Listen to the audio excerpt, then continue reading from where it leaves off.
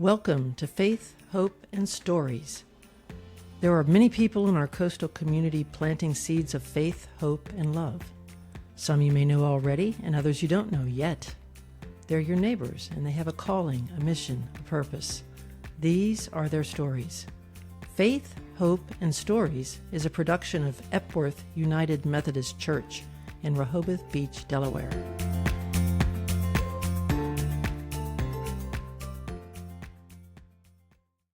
When I read through our guest resume, it struck me how little I know about the people in the choir, the people in the pews, the people volunteering in the food pantry. We led full, interesting, sometimes adventurous lives before we arrived here, but it's easy to become invisible when you get older. That's not Rose Verona. She is here to tell her story about Parkinson's disease, spoiler alert. But I need to set the stage first. I really want to know how she came to Rehoboth, in this area from Downers Grove, Illinois, which sounds like a place out of Thornton Wilder's Our Town. She was an Army officer. She taught elementary school. She graduated from Hamburger University as a McDonald's manager trainee, Illinois State University, and the Keller Graduate School of Management, where she got her MBA. She handled logistics and huge volumes of purchasing, millions, for McDonald's, M&M Mars, and other large corporations.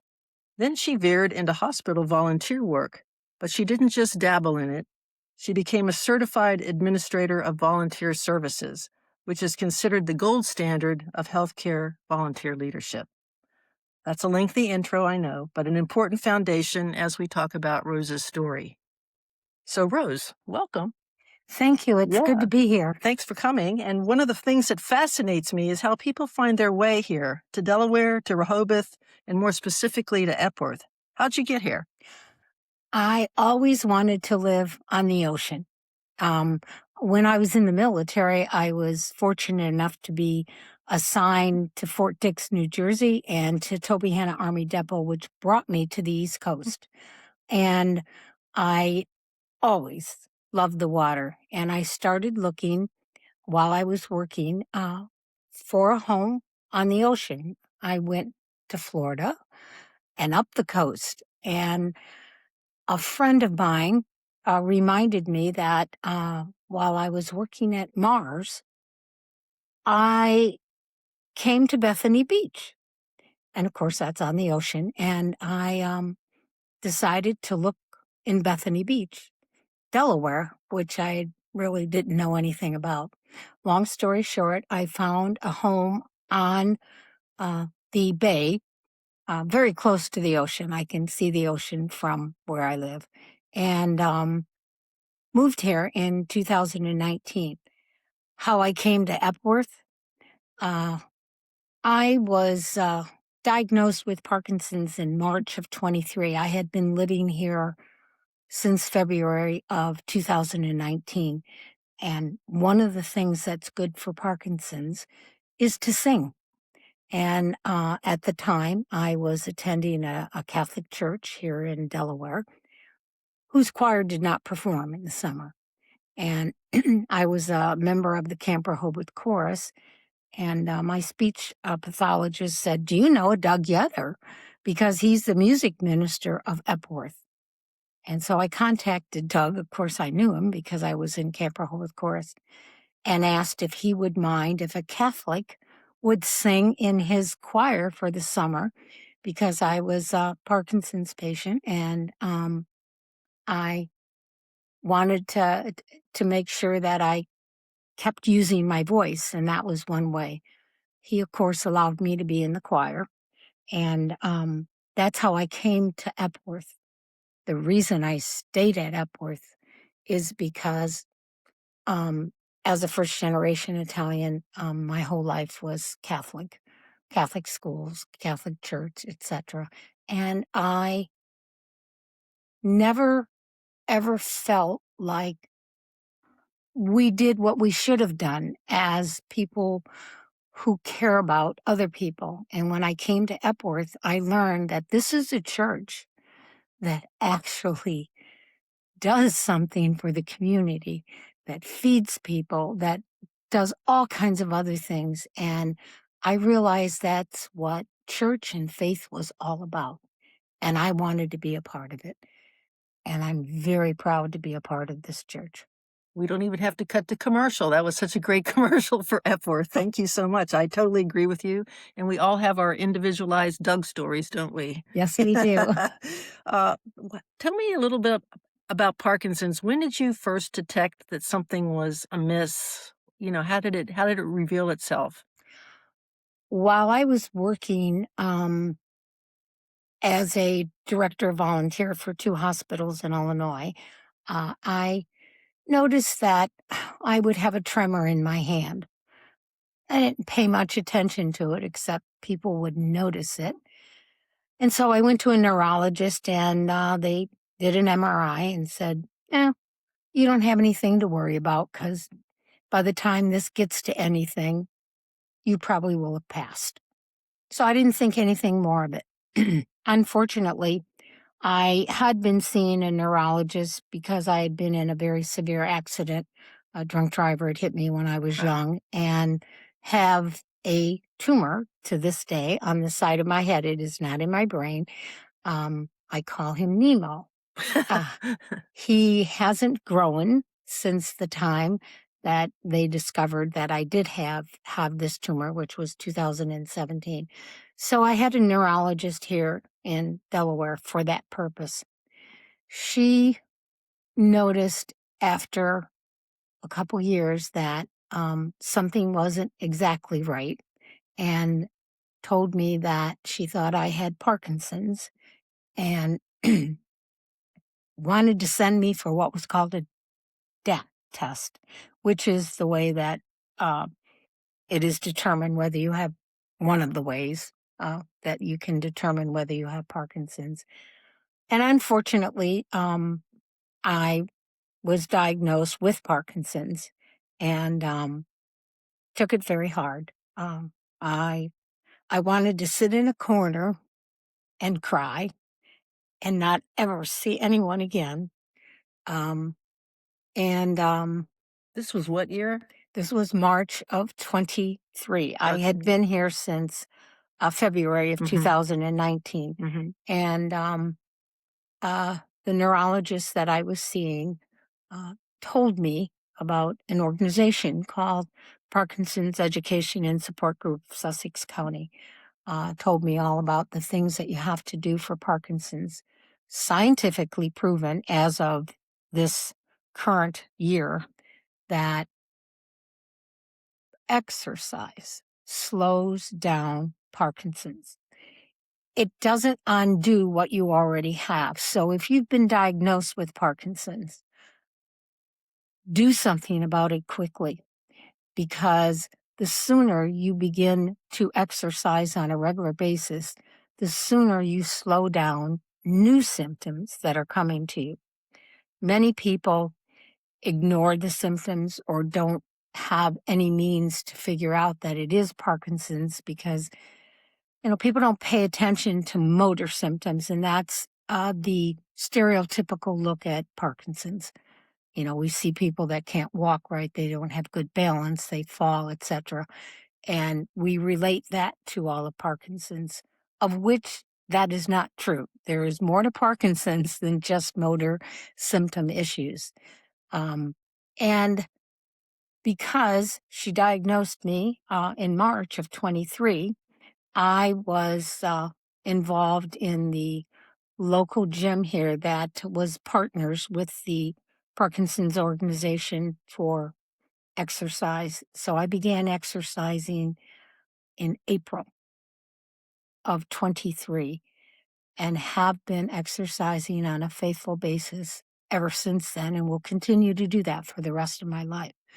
Now, it doesn't mean that Parkinson's stops because Parkinson's is a neurological progressive disease and will continue and get worse, but it can be slowed down when you do exercise on a regular basis. How's it been for you? Has it slowed down? Are you still Oh, feeling it? I still have lots of symptoms. I am told on my motor symptoms, people don't recognize them, I think they're sort of at bay. I do take medicine on a regular basis. And like other stereotypical issues that you see with Parkinson's, I don't pick up my feet, so I fall.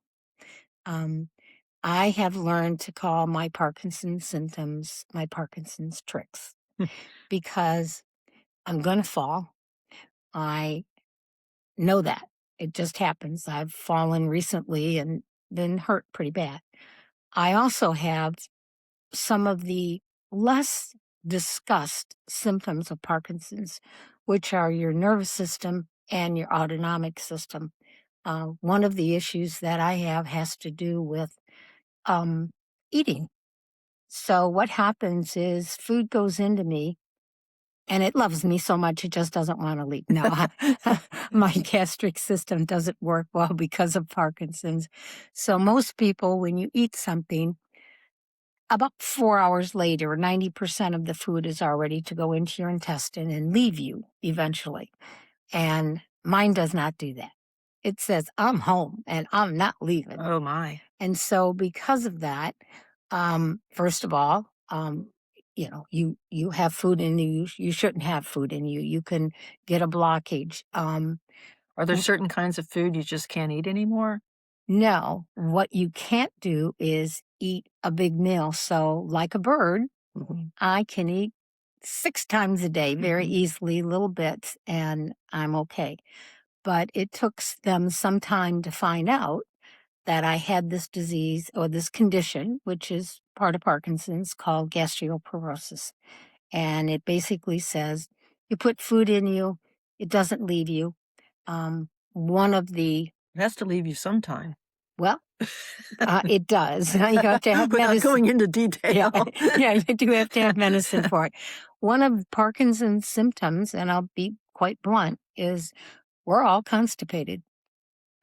That's because Parkinson's slows down everything to include removing materials that need to leave your body. So there isn't a Parkinson's patient that doesn't have that problem. I'm pretty much eating like a bird and feeling quite good as everything is working with medicine. So I tell people who have Parkinson's, it's not the end of the world.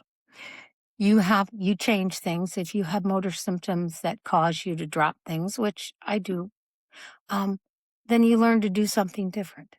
I It took me about 5 mugs that I broke. Every morning I would have my cup of coffee and use one hand because don't we all just need one hand to drink a cup of coffee? And I would drop the coffee cup. Not only the cup, I would drop it full of coffee. Mhm. And after about the 5th or 6th time, I remember saying something to Doug, and he said, "Why don't you just use both hands to pick up the cup?" He's so wise. So, yeah, simple, simple, simple. So you, as a Parkinson's patient, you learn to do things differently. You're not ever going to go back to the way you were, and things are different, but you can have quality of life. And you get that quality of life by exercising, by making sure that you don't put yourself in a corner and say, I can't do it, because you can. There's just a different way to do it. And I tell people I'm on the Parkinson's board here, and I do their membership orientation, and I tell Parkinson's patient, just think, if you only had one arm, what would you do? If you only had one leg, you'd adapt. And that's what you need to do if you want to have quality of life. So you help people who've just been recently diagnosed. Right. How does that go? I do membership orientation for our organization, and it has helped me because people are so devastated when this happens, as was I, and they don't know what to do. And they need a community for support. And it's simple little things. You don't want to tell anybody you're constipated. You don't want anybody to see that your hands are shaking. You don't want anybody to see that you can't walk right because people mistake you for a homeless drunk. Um, and so you stay at home and you don't do anything and your symptoms get worse. This organization We have monthly support meetings. We partner with a gym, a local gym in Rehoboth, and we have Parkinson's classes. I also work with a trainer. All of the trainers for Parkinson's are certified as Parkinson's, and they're also certified as a personal trainer for a gym. And we have classes every day of the week, Monday through Friday. They're group classes, and you then are with people who are just like you. You know, they slobber. They don't speak well. They don't speak loud because part of Parkinson's is you lose your voice and you get much more quiet and you don't want to be around anybody. And here you are with a group of people fighting. You're on the same journey. You Some of us are at the beginning of the road, some of us are in the middle, some of us are nearing the end. And that's probably the hardest thing I see because when we do membership orientation, there are people that have had Parkinson's for years and they finally decided, well, maybe they should do something about it. Mm. You can't undo the symptoms that you have, but you can slow down the future symptoms. And I tell people, you want to start taking care of yourself right away. Right. It sounds like a pretty big community. Or It is. We yeah. currently have over 250 members in this organization.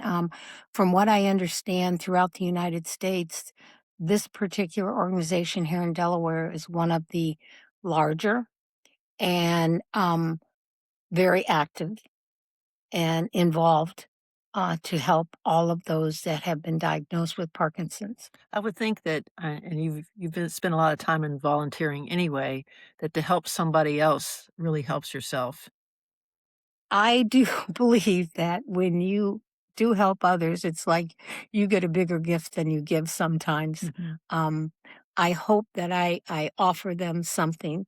We're all in the same boat. Mhm. As I said, we're all on the same. We all have the same journey.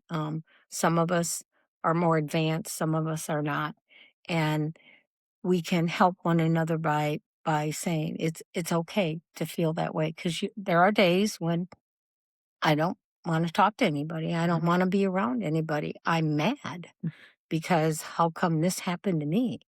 You know, I can't do the things I used to do the way I used to do 'em.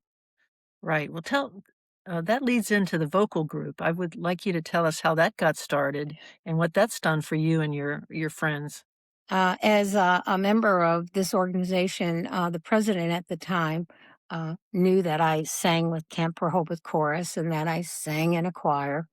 And the advantages for anyone with Parkinson's to utilize their voice and do voice exercises and to sing helps keep your voice louder because there are many Parkinson's people that speak almost in a whisper. And so the president said, "Well, wouldn't it be nice if we could have a chorus?" And I said I would be glad to try to do this because I love singing. And of course, my first thought was there was this person called Doug Yetter, who was the music minister at Epworth and the music and artistic director for Camp Rehoboth. And I told our president, this is a person who has compassion and care. And whether he knows anything about Parkinson's or not, he will learn it and he will be the best thing for us. And we came and, well, I talked to Doug and asked him if he would do it. You And volunteered him, huh? I did volunteer, but it is a paid position. It's Mhm. not paid very much for what he does and what this chorus has become. But um, our president met with him and we talked to him about what we wanted this chorus to do. And Doug has taken it from 19 people. Um, I think I'm going to take part of that credit. I went out and recruited Parkinson's patients to come to this chorus, and they all told me they couldn't sing. He said, "You don't have to know how to sing. We're going to work on developing voice muscles and teaching you to breathe better, teaching you to speak." So our chorus is once a week.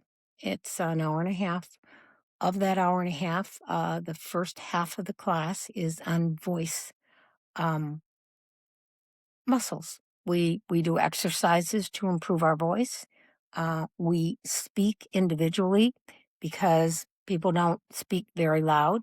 Um, we do every kind of possible exercise that Doug has managed to do research on and find for Parkinson's people, and it has been excellent. Since the classes started in 24, we started with 19 people. I now have in this class, I administrate, I do all the administration for the chorus. Um, It's that we have logistics background. we have 50 people in Mhm. our chorus, Wow. and you can measure their improvement. They speak louder, they enunciate, they even sing pretty good. I've In it, heard them. They yeah. good. In addition, we have a concert every 12 weeks. Our classes are 12 weeks long. And Doug has provided the group with narration for each song. These are people who didn't want to speak. They narrate now, and Wow. they're good. And it does wonders because we're a community within a community. The 50 of us that meet on a regular basis, we have the class, we have a break, and we all bring goodies, eat things that we shouldn't, but we only do it once a week. And we've gotten to know one another and we care about one another, and that's part of getting through this disease. And we couldn't ask for a better director than Doug, who's Do family members get involved also? yes, Yeah. for the chorus. We have what we call caretakers. Mhm. That's the husband, the wife, the whoever helps the Parkinson's patient. They're welcome to be in the class, and we do have caretakers in the class. And it's good because they also help with the Parkinson's patients that have a lot of motor symptoms, that don't walk very well. Some are in wheelchairs, some can fall easily, and it's wonderful to have them there, and it's fun. Mhm. Sounds like fun. I mean, I've heard you guys sing "Itsy Bitsy Teeny Weeny Yellow Polka Dot Bikini," and it looked like a lot of fun. Yeah. And of the people that, if you've seen any of our performances that are narrating, these are people that have never done anything like this in their life, let alone now that they have Yeah. Parkinson's.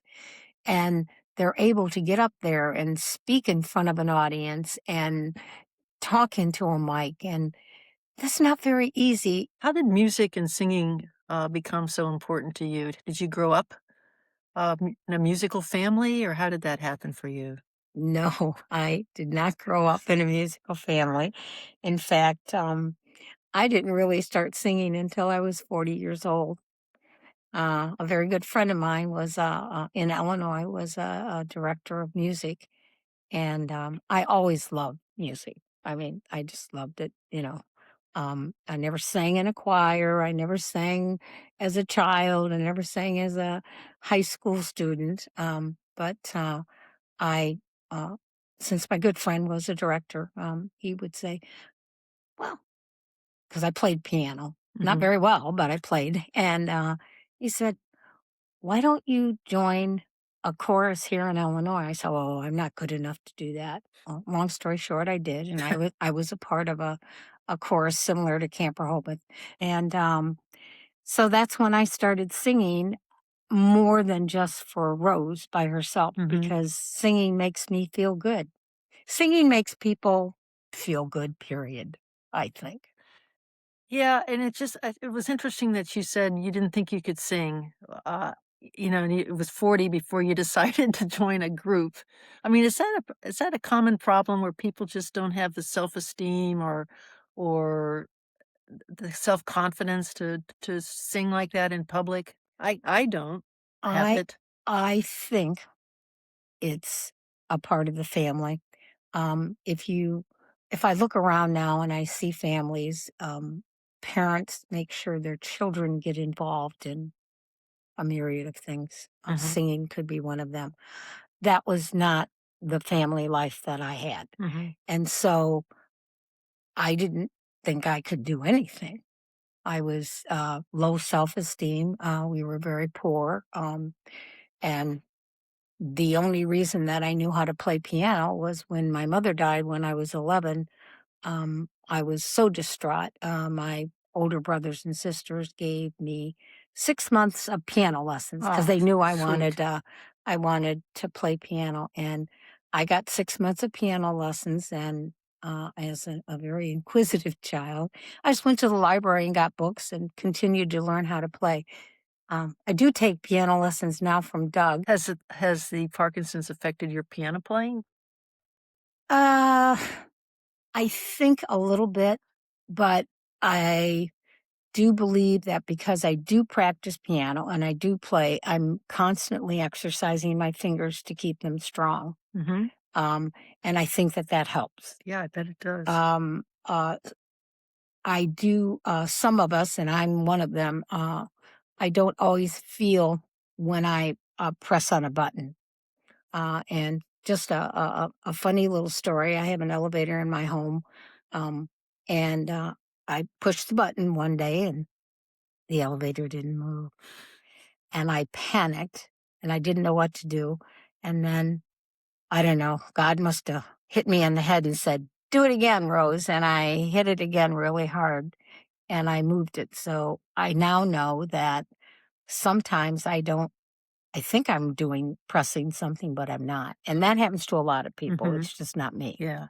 You mentioned your faith journey and growing up Catholic. I just wondered how where does your faith fit into your life now? How does it fit? My faith now, since I've been a part of Epworth, is very important to me because faith here is the way I believe faith should be. You should be out there doing things to help those that need help, or just care about what is going on and be a part of it. And that's what people should do. Yeah, I think we're a pretty missional kind of church where we like to go out and do things. The food pantry and food ministry is just amazing. I really didn't, expect to have a Epworth commercial here, but I Well, think you and I are like I was an Episcopalian and I'm sort of converted to whatever this is here. Uh, well, I have to say, because of this church family that I have, I think I began to understand what faith is. mhm. And I don't know that I experienced that as a young adult or as a young child in the Catholic Church. It doesn't mean the Catholic Church is bad. It just means that it wasn't something that said to me, this is what a church should be. We all have an idea of what a church should be, and that's probably why there are different kinds of Yeah, churches around. that's true. And I found that the people here were definitely a family, and they care about one another and they take care of one another just like the Parkinson's community does. We take care of one another and we watch out for one another because that's important to us. Yeah, I just wanted to ask you one last question because you started out as a volunteer in healthcare and then you really rose to this kind of exalted status, this volunteer certification that you had. How did that come about? How did you get into the volunteering side of things, and why was it so important to you uh, to really perfect your volunteerism? Um, my whole career, I started as a teacher, as Leanne said, and then I went on to corporate America. And the last company that I worked for, you could retire when you were 58 years old and you got a pension. Well, I thought everybody retired at 58, so I With a retired pension. with a pension. So I retired and found that I had nobody to play with except 80-year-old people who were lovely, but all went to bed at 4 o'clock. So it was a little too much for me. So I said, well, I'm going to have to go back to work. And a friend said, why don't you volunteer? And I said, work for free? I don't work for free. Long story short, I became a volunteer at a local hospital in Illinois. I told the manager that I would help her because I was bored. Anyhow, long story short, she decided to retire, and I decided to apply for her job. I thought they were going to offer me the job, and I found out that they interviewed another person who had what was called a CABS, and I didn't have that. But I had a master's, and that other person didn't, anyhow. That certification was pretty important, anyhow. The person got hired, and I continued, but the person and I became good friends, and I said, "What is a CABS?" And, she told me, and I studied for it, and I took the test, and I passed, and um, that's how I became a certified administrator of volunteer services. Of course, the certification um, provides you with a lot of information that you wouldn't have unless you were, in that career all of your lifetime. Mhm. So it was very valuable to me, Yeah. and I was very proud that I could attain that. Yeah. And I continued to move on at that point, working, and I was asked to be a director of volunteers for 2 hospitals. And I did that for 5 years. I had over 1,000 volunteers, and, um, and that's when I came here. I was pretty old then. I said, You "It's know, time to quit." you said something that really got to me, and I've experienced this, not myself, 'cause, people who've worked all their life have a hard time volunteering and giving their time for free. They Yes. may eventually come around to it, but there's a hump to get over, where they feel like they're giving something away for nothing, and I just wanted you to speak to that. I will, Yeah, because in my mind, um if I'm going to do something, I need to be paid for it because I worked my entire life. So I didn't quite get the importance of giving for other people, of putting yourself out there to help other people just because it's the right thing. Well, I shouldn't say it's the right thing to do. It's a wonderful feeling, by the way. um, you get lots back to you. People say, well, um, you don't get paid for that, but how can you spend all that time? Well, there's a reward there. It doesn't have to be monetary. Um, and unfortunately, it took me a long time to figure that out. yeah, it took me a little while, but I think you're fortunate enough to be able to do it. We both have pensions Right. apparently. Yeah. Yeah. Yeah. So, if you're able to do it, it's gratifying, and you sort of get over the "they're not paying me" stuff, and there's just many other rewards in life besides being paid. Uh, And the reward to you is you like I volunteer. I do a lot for Camp Rehoboth. I order their music, I maintain their music library, I distribute their music. There's such a wonderful feeling that now I'm doing something that I didn't think I could ever do. And people appreciate what it is. And so there's more to life than just the almighty dollar. exactly. Well, Rose, I really appreciate you being on here and telling us your story. I hope it inspires people, and it definitely inspires me. Thank you so much for your time here. And Thank you for having oh, me. yeah, it was absolutely great. Thank Uh, you. Thank you for listening to Faith, Hope, and Stories. This episode was produced by Leanne Walling. For more information on Epworth United Methodist Church, please go to our website at epworth.faith.